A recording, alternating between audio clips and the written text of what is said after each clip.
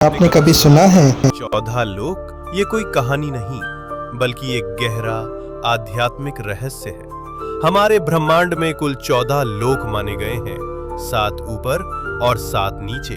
ऊपर के 7 लोक, इन लोकों में आत्मा ऊंचाई की ओर बढ़ती है, ज्ञान, शांति और मोक्ष की दिशा में। भूलोक, ये वो लोक है जहां हम सभी मनुष्य रहते हैं।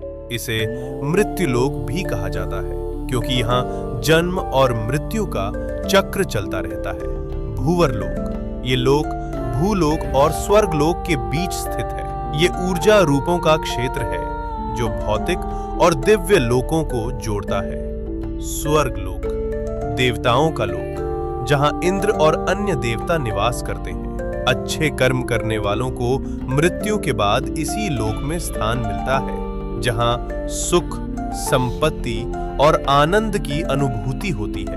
महरलोक, ये दिव्य ऋषियों, तपस्वियों और महान आत्माओं का निवास स्थान है, जहां वशिष्ठ और विश्वामित्र जैसे महान ऋषि तपस्या करते हैं। जनलोक, इस लोक में वे आत्माएं निवास करती हैं जिन्होंने ज्ञान और ध्यान में परम सिद्धि प्राप्त की होती है।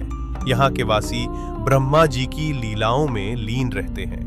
तपलोक, अत्यंत शक्तिशाली तपस्वियों का स्थान, जो शरीर से परे केवल चेतना में स्थित होते हैं। ब्रह्मलोक, यह अंतिम लक्ष्य है, जहां केवल सत्य है, मोक्ष है और ईश्वर का साक्षात्कार होता है।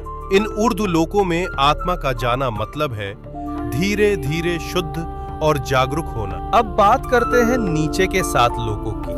यहाँ भोग, मोह और भ्रम ज्यादा होता है। अतल लोक, राक्षसों और मायावी शक्तियों का घर। वितल लोक, जहाँ कामनाएं और भोग हावी रहते हैं। सुतल लोक, राजा बलि का लोक। वे दानवीर थे, लेकिन उनमें अहंकार भी था। रसातल लोक, जहाँ भ्रम, लालच और अज्ञान का घना अंधेरा है। तालातल लोक, छल, धोखा और झूठ से भरा हुआ लोक।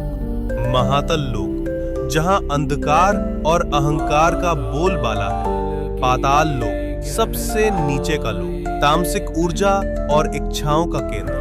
लेकिन इन सब का मतलब सिर्फ बाहरी दुनिया नहीं है। ये 7 लोक हमारे भीतर की नकारात्मक सोच और कमजोरियों का प्रतीक हैं। तो जब हम सच्चाई, भक्ति और सेवा में लगते हैं, हम ऊपर के लोकों से जुड़ते हैं, और जब हम लालच, मोह और गुस्से में फंसते हैं, हम नीचे गिरते हैं। सोच बदलो, लोक बदल जाएगा।